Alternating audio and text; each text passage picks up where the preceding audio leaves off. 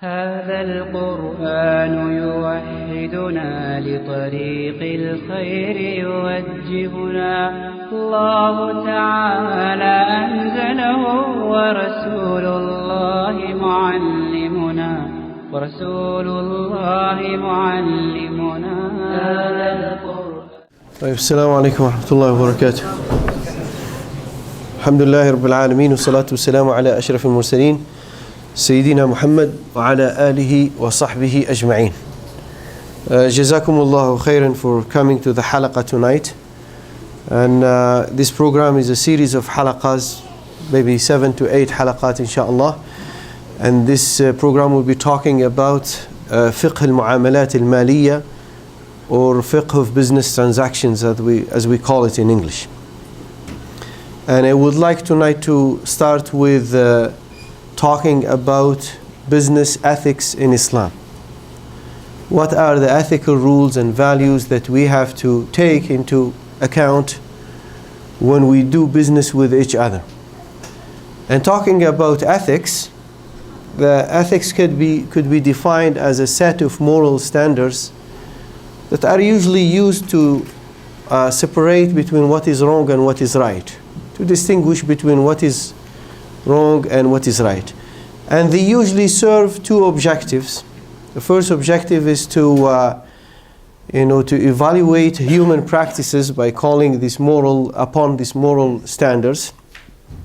So we do an evaluation and we say this is wrong, or this is right, or this is good, this is bad. And the second objective of these ethics is to give guidelines on how to act morally in a given situation. So basically, ethics, our studies of ethics, cover what is moral and what is immoral behavior within a commercial context. Business ethics is a branch of ethics that examines these rules and these principles, as I said, in business. So what are the duties and obligations that apply to people engaged in commercial activities or business transactions? Or what are the recommendations that can be given to these people who are involved in this kind of activities? What are the various problems, ethical problems that can arise in a business settings? So we are supposed to study and talk about these things in this program, inshallah. Basically, the ulama, they said, or in a nutshell, the study of ethics covers or is concerned with what is right and what is wrong, what is just and what is unjust. We talk about justice because we believe the general framework of doing business in Islam is to achieve justice. Justice to traders and consumers, justice to the buyer, justice to the seller. And that's why Allah subhanahu wa ta'ala has forbidden riba, because riba goes against justice. There is no justice in dealing with interest. And we will talk inshallah in the future about these things in detail. In Islam, in our deen, alhamdulillah, Islam places the highest emphasis on ethics in all sphere of private and public life, in all aspects of human life. So Muslims are supposed to observe ethics when they deal with their family members, when they deal with neighbors and friends. They are supposed to observe some values and some norms, some akhlaq, some manners when they deal with everyone. And when they do business, they are supposed to observe some values and some ethical rules. What is amazing, or what is good about this code of Islamic ethics, is that it is part of our faith. It is part of our deen. And this is what made this ummah the best ummah. خَيْرُ أُمَّةٍ إِن كُنْتُمْ خَيْرَ أُمَّةٍ أُخْرِجَتْ لِلنَّاسِ. You are the best nation that has been raised up to mankind. And there are conditions. Of course, we always mention this sentence, but we forget sometimes what comes after. What made this ummah the best ummah? What made this ummah the best nation? So Allah subhanahu wa ta'ala said, تَأْمُرُونَ بِالْمَعْرُوفِ. This is the reason. تَأْمُرُونَ بِالْمَعْرُوفِ. You enjoin what is right. talking here about what is right and what is wrong. And you forbid evil. And you believe in Allah subhanahu wa ta'ala. Even though tawheed and believing in Allah subhanahu wa ta'ala is the most important thing in our deen, is the foundation of our deen, is the essence of this deen, even though Allah subhanahu wa ta'ala has delayed the mention of tawheed or belief in Him at the end because of the importance. Allah subhanahu wa ta'ala wanted to emphasize the importance of these values. Al-amr bil-ma'ruf wal-nahyu anil-munkar. So we are supposed to do amr bil-ma'ruf and nahy anil-munkar when we do business too. We do it to ourselves first.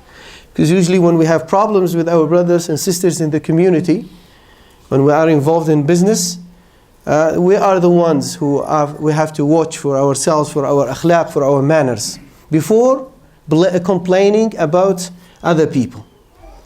Rasulullah sallallahu alayhi wa sallam said, إِنَّمَا بُعِثْتُ لِأُتَمِّمَ مَكَارِمَ الْأَخْلَاقِ وَفِي رِوَايَةٍ إِنَّمَا بُعِثْتُ لِأُتَمِّمَ صَالِحَ الْأَخْلَاقِ. It was only sent for the purpose of perfecting good manners, for the purpose of perfecting good morals. So Rasulullah sallallahu alayhi wa sallam summarized the purpose of his mission. إِنَّمَا بُعِثْتُ أَدَاتْ حَصْرٍ. I was only sent. Like he summarized the purpose of his mission into this, beautiful things of perfecting good manners. طيب, our Islamic code of ethics includes general ethical rules, about how to do business. When we do business, what are the things that we avoid and how we deal with our partners or with customers and so on. And also it includes ethically desirable forms of business. So there are many transactions that are named in fiqh. Mudaraba, musharaka, bay' al-salam, bay' al-istisna'. Those things, we will talk about them in detail inshallah. Some of them are well known in the Western financial system. Some of them are not known, but we will talk about them inshallah in the future. And also it includes undesirable modes of transaction. Al-gharar is haram, gharar, uncertainty, and riba, and najash, what is a najash, and so on. Bay' al-wafa, and some other types of buyu' that Islam has forbidden, or the Islamic Sharia said that they are disliked. Some of them are makruh. They are not haram, but they are makruh, like bay' al-mudtar, something that is very common. Many people, they don't know about it. Someone is mudtar, he is facing some hardship, leaving the country, moving to another country, and he has to sell his furniture. He has to sell his car. So I come to him and I say, okay, how much you want to sell this car? And then I wait. He gives me a price. I don't like it, and I wait until I feel that he's leaving the country, and he will sell it. He doesn't have choice, and then I feel that he might, cut the price into half. Then I come to him and give him an offer who want to buy from him. So هذا بيع المضطر. قد يكون حرام أحيانا. Sometimes it is haram, sometimes it is makruh, sometimes it is halal if you give him a fair price. If you give him a fair price, there is a consensus by all the ulama it is. But this is just an example of the types of buyu' that are mentioned in this chapter. Now, before we talk about some ethics, business ethics, I would like to talk about the nature of our Islamic economic system. What is the nature of our Islamic economic system? What is known now, people, they talk about capitalism and they talk about communism, right? So in communism, what is the cornerstone of this system? What is the foundation of this system?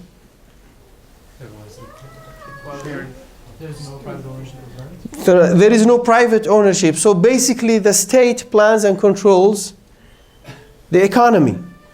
It is usually characterized by the absence, they said, the absence of competitive economic activities.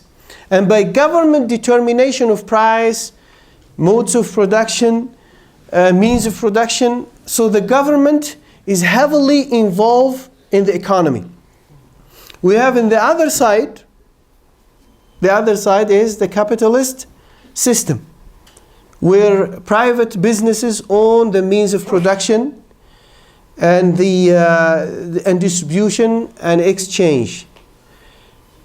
Now, what is the difference? What is the difference between the communist system and the capitalist system and our Islamic economic system? What is the difference between them? Are we more geared towards a socialist system, like in between the two? So there's private ownership, I guess, of land. So like saying, for example, spoils of war, that's something that's considered. Private ownership is highly endorsed in Islam. Yeah, so it's a mix of In our system, Islam endorses private ownership. Okay, freedom of enterprise, freedom of freedom of ownership. So every individual is free to pursue his economic activities within the boundaries of Sharia. So what is the difference? So in the capital system, we have free market. In Islam, in our Islamic system, we have free market. What is the difference between them? Islam is regulated. The regulations are different. This is the main difference, because we have many Islamic scholars, many Islamic thinkers. When they compare between the three of them, they talk about the communist system or communism, and they talk about the restrictions that they have upon private ownership and everything. And then when they describe capitalism, they tell you there are no rules. They give complete freedom to individuals to run their business the way they want. And you get the impression that there is no regulation in the West. And this is not right, because we live in the West, and we see that most of the time, many sectors of their financial or economic system some of them are highly regulated. So there are regulations, and in every country, you go to Canada or UK or United States of America, they have these these bodies that are called regulatory bodies. They are agencies, government agencies, and their job is to regulate the market in every country. So they have restrictions, they have regulations, but they believe in the forces of in the market forces. They said what is wrong and what is right is left to be determined by the market forces. The market, they say, they have this theory, they got it from Adam Smith, that the market will fix their problems. The market itself will deal with the problems that arise within the market itself. So what is in Islam, what is wrong and what is right is determined by what? By the Sharia. So this is the main difference. There are regulations in the Western financial system, but they are not based on on wahi, on divine instructions. But our Islamic system endorses free market within the boundaries of Sharia. And this is the main difference. And that's why they believe that economic activities cannot be run without interest. They don't imagine a financial system that will exist without the use of interest. In Islam, we believe that Allah subhanahu wa ta'ala has made it haram, and it is possible to have a financial system that is not based on interest, because we have a different system which is PLS, profit and loss sharing. And this, when we talk about musharaka, we talk about this system and the problems that are related to this system, inshallah, in the future. Basically now, that all activities that may harm the traders or the consumers are forbidden in our Islamic Sharia.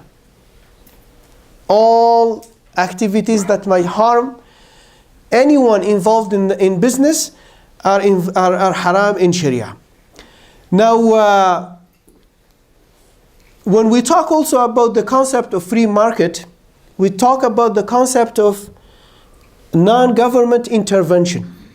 That people have to organize their economic activities without intervention of the government, with minimal government regulation. So the Islamic scholars, when they talk about this system, they bring a proof. What is the proof? Is the hadith of al-tas'ir. and it has many versions. Tas'ir is price control. So a man came to Rasulullah sallallahu alayhi wa sallam, قال سعر لنا يا رسول الله. And he set some prices, limit some prices in the market. Give us some instruction regarding prices in the market. So he refused. Another man came to Rasulullah sallallahu alayhi wa sallam. He said, سعر لنا فقد غلى السعر يا رسول الله. You know, prices are going up. سعر لنا, put a limit on prices. So he said, Rasulullah sallallahu alayhi wa sallam, إن الله هو المسعر. وإني لا أريد أن ألقاه بمظلمة يوم القيامة. So Rasulullah ﷺ, he said, it is Allah who pushes the prices up and down. Allahu al-Musa'ir. And I do not wish to meet him on the day of judgment with any injustice. So he, now in this case, Rasulullah ﷺ is saying basically that there is injustice here if I limit the prices or I interfere in the market.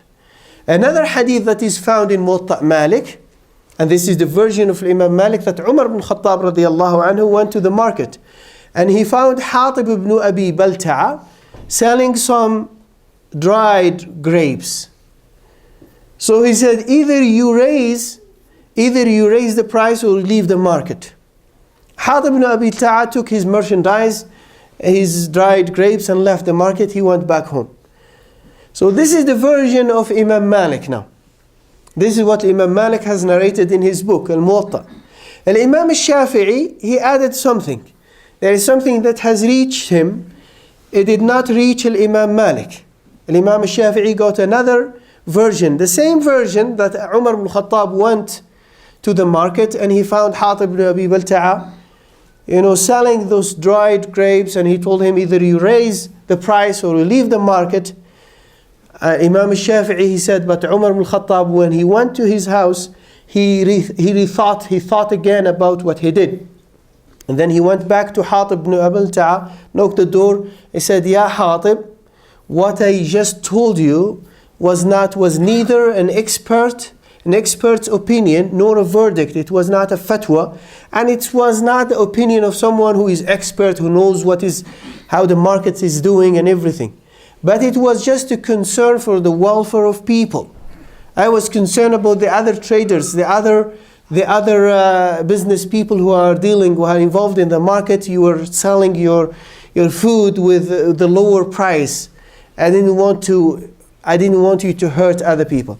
And then he told him, go and sell with whatever rate you want and wherever you like, wherever place you like. This is what Umar told him. But this version, the second version, is found in the book of Imam al-Shafi'i.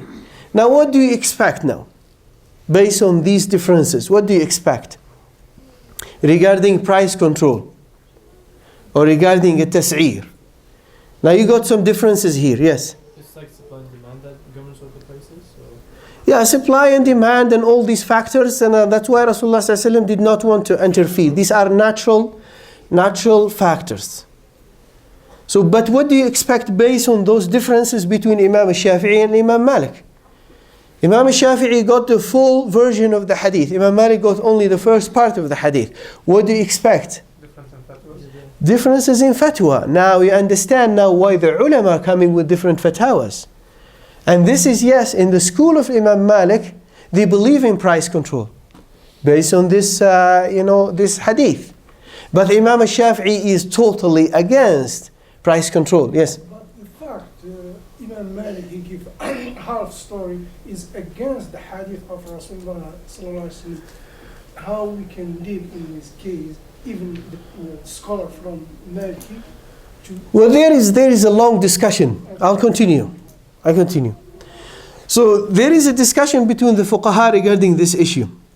These are not the only hadith that are found, but this is an example about the freedom of market. And the freedom of market is not based only on price control. It's about providing full information to the buyers and the sellers. Free entry to the market. There are many concepts, but I'm giving example here. And this is a discussion that went on between the ulama about the tas'ir. But alhamdulillah, Sheikh Islam Ibn Taymiyyah, for example, has solved this issue. And many ulama agreed with him, and most of the contemporary scholars have adopted this opinion now. They said, yes, the government does not have the right to interfere with the prices, okay? But if the prices are going high because there is some manipulation in the market, some manipulation, or what is called al-ihtikar, hoarding. Rasulullah sallallahu alaihi wasallam قال لا يحتكر إلا خاطئ. يعني no one will practice hoarding except a sinful one, someone who is sinful. So what is al-ihtikar? Is they refrain from selling their goods.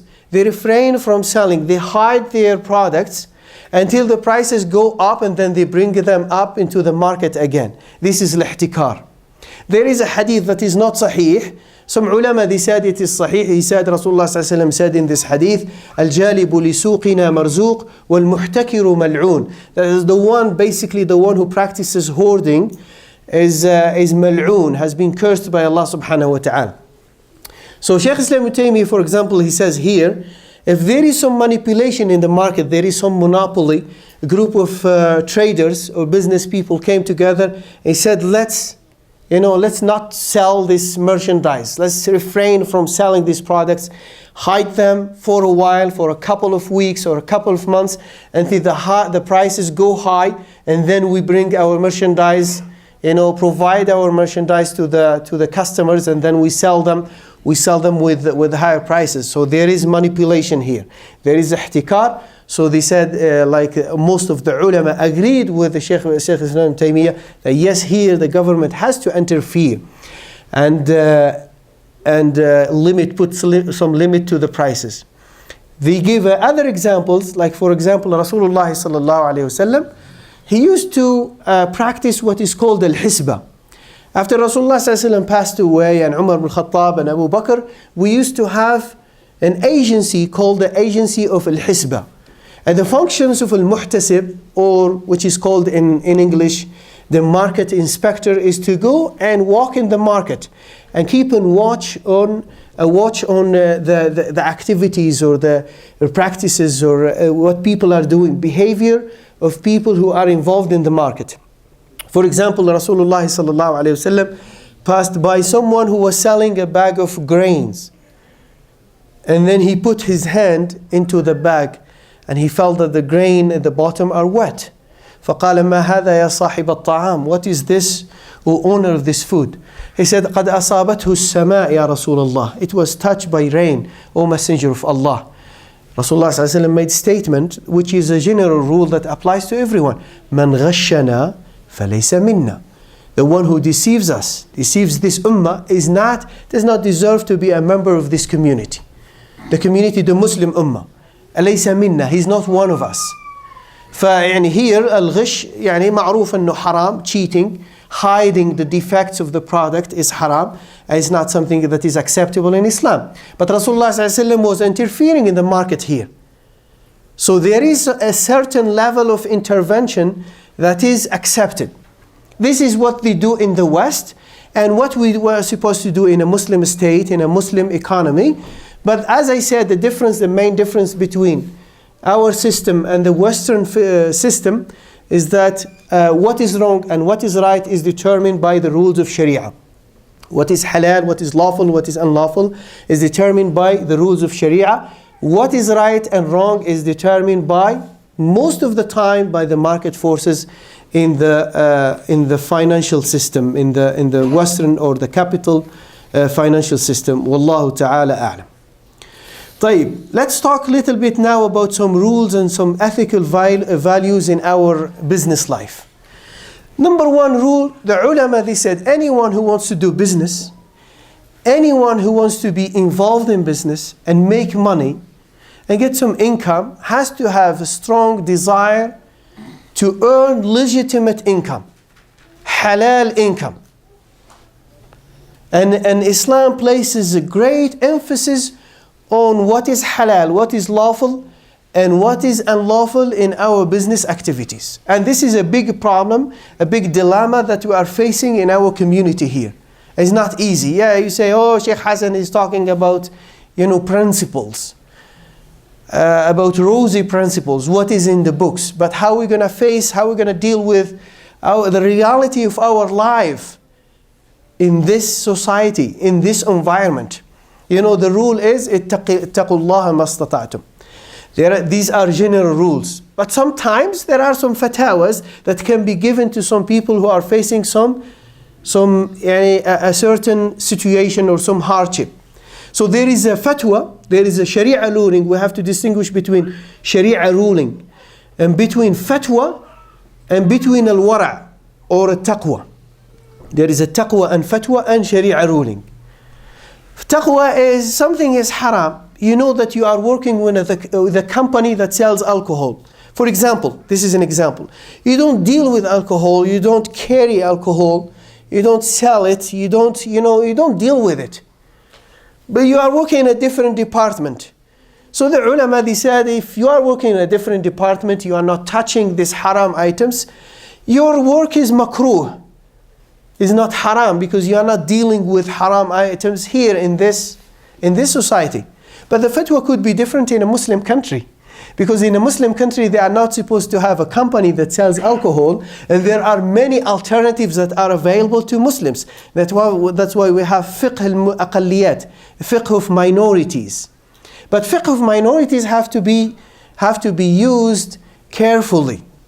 It cannot be used as an excuse. Oh, we live as a minority in a non-Muslim society, then everything becomes halal. No, this is not the ruling. The ruling is, you have to use all, you look at this, your situation, you talk to the ulama. So basically this is one of the examples, but then you are not dealing with these items, as I said, you are not touching them, you are far away, working in a different department. So the ulama, they said it is makruh, because you are not involved in this kind of activity. But what is a taqwa? What is al-wara'? Find another job and you leave. Leave the job, taqwa, and look for an alternative. Okay? So, and the fatwa for someone who is working in something haram, he's involved in it, he's dealing with it, handling haram items with his hands, but he doesn't have an alternative. So the ulama here in the West, trustworthy ulama, great ulama, they said because it is difficult, we live in this environment, he can continue for a while with the intention, this is a condition that has to be there, with the intention of looking for an alternative. He has to keep looking for a halal alternative. He can stay in this job. If he doesn't have another income, has a family to feed, has responsibilities. But this fatwa could be different. This is a fatwa, this is not a Sharia ruling. This is not a ruling. The ruling that it's haram to deal with these items. Because Rasulullah, for example, alcohol, Rasulullah ﷺ has cursed the one who makes it, the one who sells it, the one who carries this alcohol, the one who is involved in this business. Allah subhanahu wa ta'ala has sent His curse upon any person who is involved in this business. But here we are in a different environment. So the Sharia ruling is not to deal with it, but the fatwa is looking at the situation of people, the condition of people. So some ulama, respected ulama, they said this is just an example. But one of the main issues that are mentioned in the books of fiqh is أكل أموال الناس بالباطل, devouring the properties of others wrongfully. And there are many forms and there are many ways, and Allah subhanahu wa ta'ala has mentioned this ruling as a general principle in the Quran. وَلَا تَأْكُلُوا أَمْوَالَكُمْ بَيْنَكُمْ بِالْبَاطِلِ وَتُدْلُوا بِهَا إِلَى الْحُكَّامِ لِتَأْكُلُوا فَرِيقًا مِنْ أَمْوَالِ النَّاسِ بِالْإِثْمِ وَأَنْتُمْ تَعْلَمُونَ. This is in Surah Al-Baqarah. Allah subhanahu wa ta'ala said, and do not devour one another's property wrongfully, nor throw it before the judges. Throwing it before the judges is giving them a bribe. A judge is a hakim, someone who is supposed to pass a ruling upon a dispute that is taking place between two parties. So if you give him rashwa, you give him a bribe, so he can make a judgment or a ruling that is in your favor. So Allah subhanahu wa ta'ala is saying clearly this is haram, this is akl amwal al-nas bil-batil. In a different ayah in Surah An-Nisa, يَا أَيُّهَا الَّذِينَ آمَنُوا لا تأكلوا أموالكم بينكم بالباطل إلا أن تكون تجارة عن تراض منكم. So he said, oh, you who have believed, do not devour another's property wrongfully or unjustly, unless it is by trade based on mutual consent. A taradi, mutual consent between two parties. We will talk about this. This is one of our business ethics.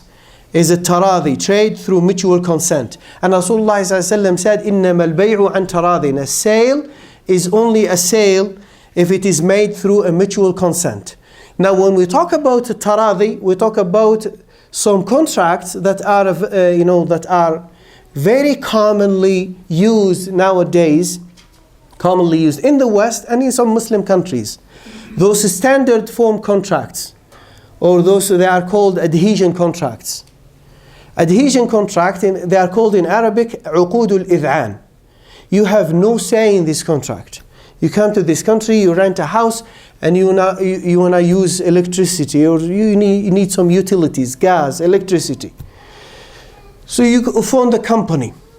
You didn't have any say in this contract. It's a standard form contract that is given to you, or maybe it was not given to you, just on the phone. What is your address? What is your name? What is your, give them some information, banking information. And then you start receiving the bills. And you have no say in it. But Rasulullah ﷺ said, إِنَّمَا الْبَيْعُ عَنْ تَرَاضٍ. You have to be pleased. You have to be happy with the price. Do you ask how much you are charging me? For gas or electricity? We don't do that. Right? So these are called عقود الإذعان. But the ulama have discussed this uqud. They did not exist at the time of Rasulullah sallallahu alaihi wasallam. And this is one of the problems that we are facing in this age. Uqud al-idhan, adhesions contract. Or sometimes someone is sick, or she is sick, completely sick.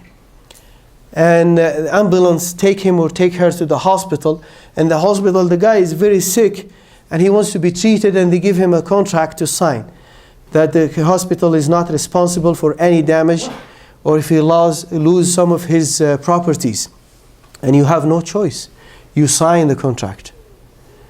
And then after that you lose some of your properties. There are some cases in the West like this. A lady lost some of her properties.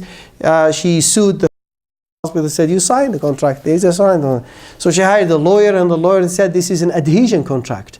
She was not feeling well. She was extremely sick. And you made her sign this contract. And I don't know if she won the case or not, but most people will not do it. Unless you are on welfare or receiving EI, then you know that you will benefit from legal aid. Maybe you said, okay, it's a free legal services, you hire a lawyer, you don't pay anything, you might do it. But most of the people will not do it, but it is an adhesion contract. So the Muslim Fiqh Council discussed this uqud al-idhan, these standard form contracts. What is the Sharīah? What does Sharīah say about them? So they said now there are some benefits in them. Benefits in these contracts. They actually save time, they are time saving, and they are cost effective. Because imagine if everyone individually has to go to, what is our electricity provider? Inmax or Atco, or you go to TELUS, and then you keep talking to the customer representative and telling him, give me a deal and give me a better deal. I want this and charge me this, and you want your own terms, and then everyone will do the same thing. Then they will have hard time maybe serving the whole population, right? So the ulama, they said there are some benefits, some fawaid in these adhesion contracts. They are available there. It's a standard form, and everyone will be treated fairly. Everyone will be treated equally.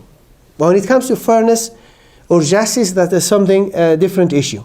So the ulama discussed these issues. The ulama of the Muslim Fiqh Council, Al-Majma' al-Fiqh al-Islami, and he said they are permissible with one condition, that the government has to keep watch on these companies. And if the government feels that the prices are going up, like nowadays many people are saying, on the news time to time we hear that TELUS is stealing money from people, or such and such company is stealing money from people, because we have no say in these contracts, right? And we don't know if the government is doing their job is the regulator in this country, in this system, is doing his job or not. Many times regulators have neglected the market. Most of the they said the main reason behind the 2008 crash in the market is because of lack of corporate governance. There was a big problem, big crisis in corporate governance. And the rules and regulations were loose. And the government is not, supervising, these authorities are not supervising the market. So they are getting these people, they are getting more freedom, and they are dealing and they are doing damage to our economic activities or our economic system. طيب, Rasulullah sallallahu alayhi wasallam endorsed this. So basically, uqud al-idhan, the conclusion is, the ulama, they said they are permissible with this condition, that the government has to interfere if there is dhulm, if there is injustice. And nowadays, I don't know if there are people who, I don't know, I'm not sure in the society if we have an agency, or if we have a body, if we have an organization that defends the rights of the customers, مثلا against these kind of companies. Allahu A'lam, I don't have information about this. If you have some information, tell me. The Sunnah endorsed this concept. Rasulullah sallallahu alayhi wasallam was asked, أيُّ الكسب أطيب? What form of gain is the best? فقال عمل الرجل بيده وكل بيع مبرور. A man's work with his hands and every legitimate sale. So Rasulullah, what does he mean? What did he mean by every legitimate sale? Any sale that is, free from cheating, from oppression, from deception, from deceiving. Any sale that is free from this manipulation, these all types of manipulation, then it is bay' mabrur. Mabrur means mubarak, it will be blessed. It is legitimate, it will be halal, then it will be blessed. But Rasulullah always gave us a warning, قال يأتي زمان على الناس. هذا الحديث موجود في البخاري. يأتي زمان على الناس لا يبالي المرء مما أخذ أمن الحلال أم من الحرام. He said the time will come upon people when one will not care as to how he gets his money, whether it is legally or illegally. And this is something that we see it nowadays. You talk to someone and tell him, "Akhi, this is haram." I tell you, everyone is dealing with haram. Who cares about halal and haram these days? You must have heard this statement. Who cares about halal and haram these days? I've heard it many times. Everyone is involved in haram. And in this country, don't talk to me about halal and haram. We live in a different environment. Where is your mujahada? Where is your mujahada that you want to please Allah subhanahu wa ta'ala? You want to Jannah. You are a Muslim and your purpose is to enter Jannah. How are you going to enter Jannah if you don't try to control your desires, control your whims, control your shahawat? How are you going to enter Jannah? This is what we are supposed to do as Muslims. This is the mujahada that Allah subhanahu wa ta'ala talks about in the Quran. وَالَّذِينَ جَاهَدُوا فِينَا لَنَهْدِيَنَّهُمْ سُبُلَنَا. طيب, the second rule, the ulama, they said it trade through mutual consent, and we talked about it. We mentioned a few things about a few rulings regarding this issue. So if someone is mukrah, a sale under coercion is not a valid sale. This is the ruling. If someone put a gun on the head of someone, sell me your car with 5,000 or 1,000, and the price of the car, the real price is 40,000. Well, this sale is not valid. And he signs the contract, the bill of sale. The sale is not valid because it's happened under coercion, al-ikrah. So it's not valid. This is a basic rule in fiqh, in Sharia. The ulama, they said also truthfulness in business transaction. الأمانة ثقة, إنسان يكون ثقة, honesty. That's why Rasulullah sallallahu alayhi wasallam قال التاجر الأمين مع النبيين ومع الصالحين والشهداء يوم القيامة. So Rasulullah sallallahu alayhi wasallam said the truthful merchant is ranked on the day of judgment, is rewarded by being ranked on the day of judgment with prophets, with martyrs, and with pious people. This is a tajir al-amin. So it's not actually bad to do a tijara. Tijara is a good activity, is a blessed activity. When we do it properly, when we do it with a good intention. Because Rasulullah ﷺ said, if someone leaves his house seeking his rizq, for the sake of Allah subhanahu wa ta'ala, to feed himself, feed his family, taking care of his family, then he is fi sabilillah. إِذَا خَرَجَ مُفَاخَرَةً, boasting, and looking for fame. I'm the man. I'm making so and so. I know how to make money, and I'm the best in the market. I bought a house here, and I have a house back home, and these things, boasting in front of and bragging and showing this pride in front of community members. Then Rasulullah ﷺ said, "Hada fi sabil al-shaytan." Fi sabil al-shaytan. He's doing this. This is the path of shaitan. Because Allah subhanahu wa ta'ala does not like this mufakhara and this competition, this unhealthy competition. Unhealthy competition. People will have, the person would just get a second job or a third part-time job and don't go to the masajid, don't care about his ibadat just because he has only one purpose, to compete with his community members. He has to buy a house or build a house like the rest of the community members back home. It's not enough to buy a house here. I'm not saying it's haram if Allah subhanahu wa ta'ala give it to you in a halal way and you do it properly and you take care of your ibadah. It's not haram. If you are wealthy, alhamdulillah, it's good. But you have to use it in the right way. You have to earn it in a halal way and spend it in the right way. This is what Islam wants you to do. You earn it in a halal way and spend it in ways that Allah subhanahu wa ta'ala is pleased with. في حديث آخر يقول الرسول صلى الله عليه وسلم البيعان بالخيار ما لم يفترقا. The buyer and the seller have the option to cancel their transaction as long as they did not depart from their trading session. So there is trading session. They are talking to each other and they are negotiating the deal. Okay? And the seller has given his price and the buyer has agreed or did not agree, he's still negotiating. Even if he agreed, and then he gave him money, he's still in the trading session. He did not leave the shop. He did not leave that place. Rasulullah ﷺ said, Al-Bayyani bil-Khiyar. They have, this is Khiyar al-Majlis. It's called Khiyar al-Majlis.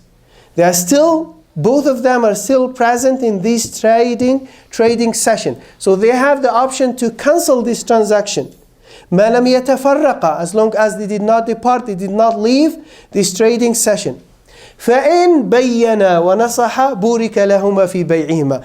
If they have given full information about their sale, their deal, or their products, then بورك لهما في بيعهما, their sale will be blessed. This is what Rasulullah said in Bukhari and Muslim.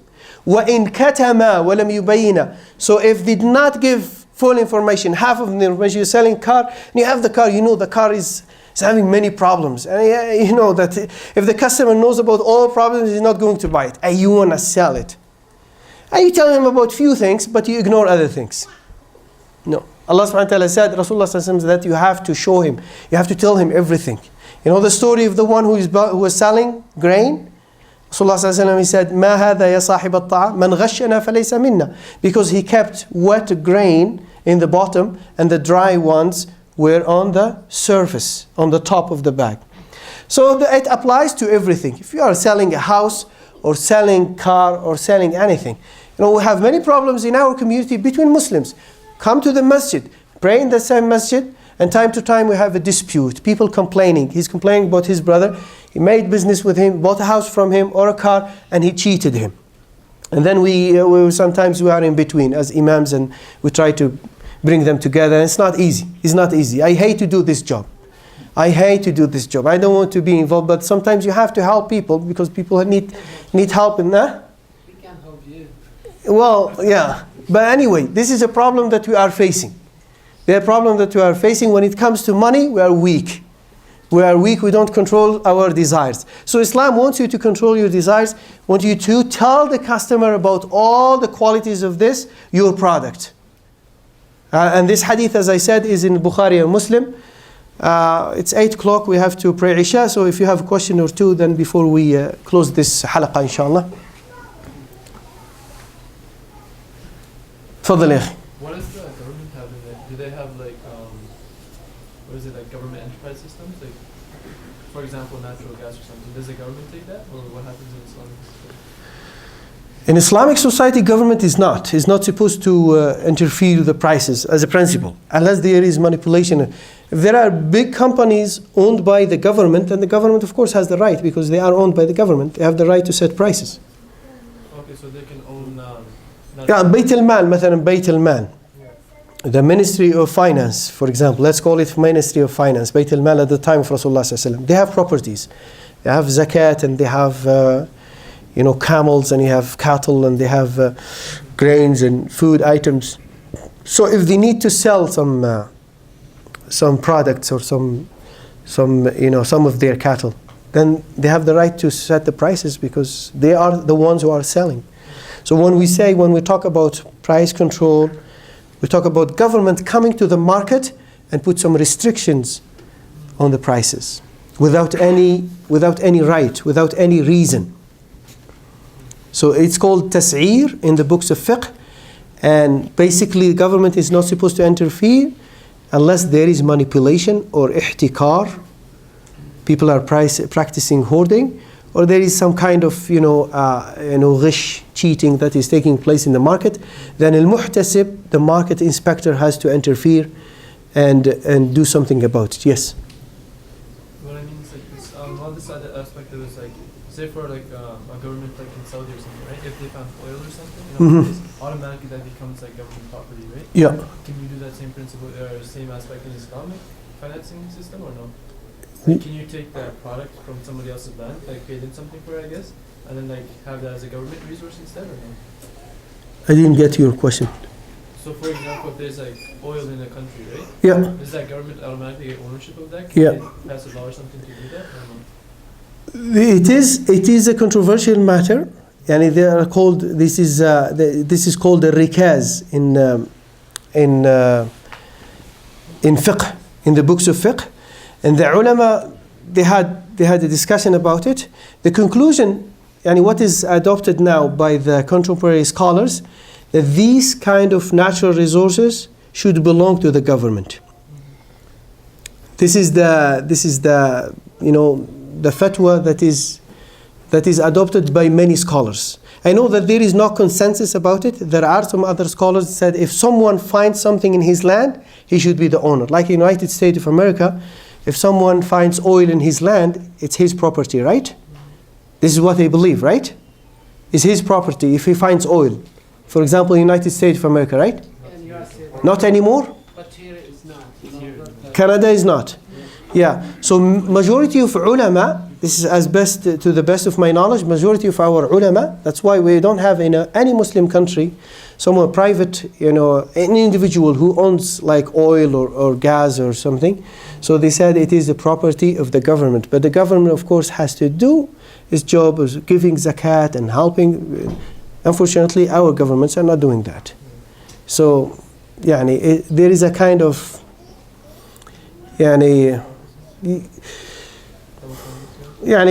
what is in theory, what is in the books is so beautiful. When it comes to our practical life, is kind of different. It's a different story. Sheikh, this one information like for the customer complaint is the causal of better business value. So if anyone has an issue, so they just send them an email or information about any business problem issue.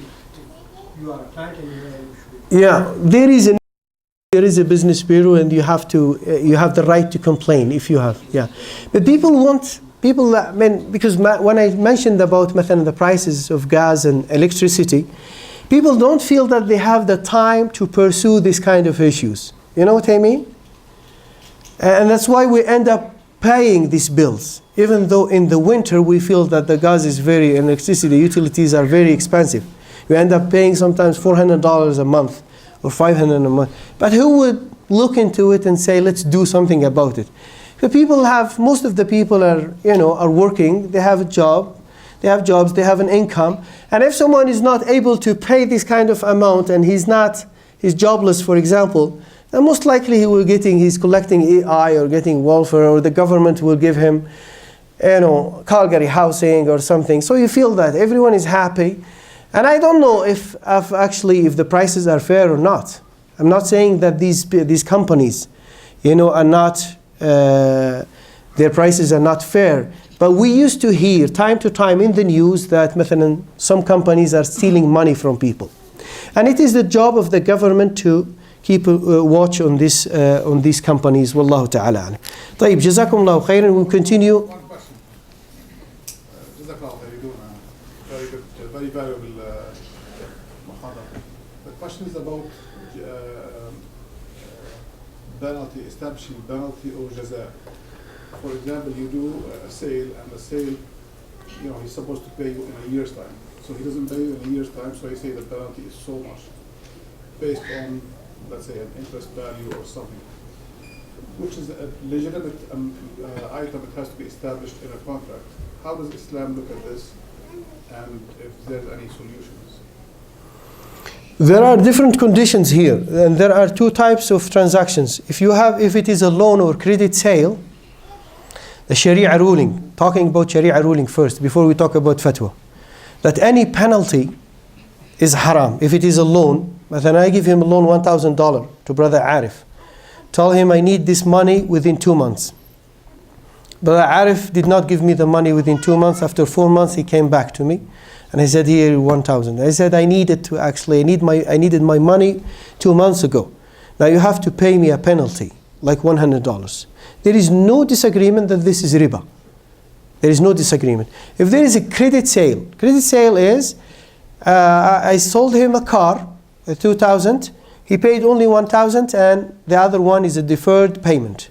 The other 1,000 is a deferred payment. So it ended up like a loan. Credit sale here, there is a deferred payment. So if I add to this deferred payment, still riba. There is no disagreement about it. This is a Sharia ruling. Now, when it comes to projects, constructions and manufacturing is a different story. This is a shart al-jaza'i. So if you tell him that I want you to build this house for me or this building for me, and I need it to be done within 1 year. I want this building to be finished within 1 year. This is called a shart al-jaza'i. Now the guy, because of his mismanagement or poor management or whatever you call it, he did not finish the building in 1 year. And it took him 2 years to finish the building. And you had other contracts, you had other business activities, you have a plan, you needed to move to that building. So he hurt you a lot. You have the right to have this shart jaza'i, to charge him a penalty. Like let's say, if you don't give me the building, if you don't deliver the building is not available at that agreed upon date, then I have the right to charge you, let's say 100,000 as a penalty. This is halal. There is no problem with that. There is no loan here. There is no credit sale. It is a project. Okay, and you are charging him gharama. It's called gharama. It's called in fiqh shart jaza'i. It is a condition that you put, and he has to fulfill this condition.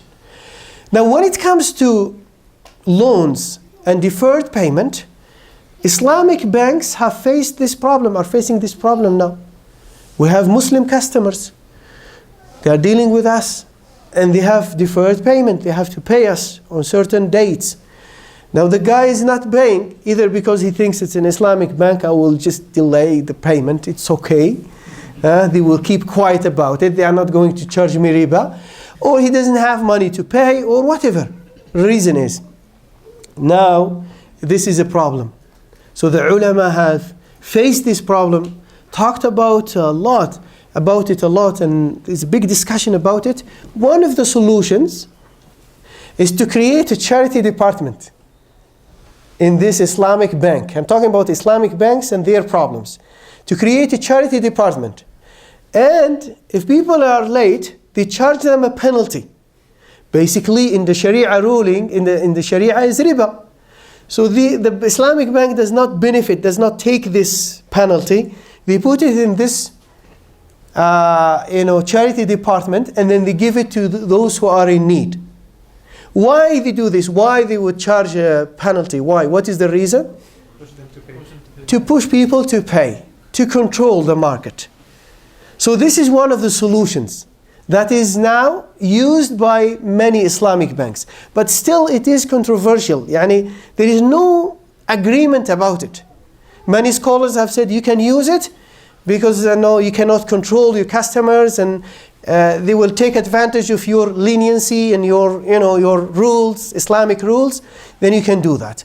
Allahu Ta'ala. And this is one of the solutions that is available in the market, and I don't have another solution for other people here. Yani.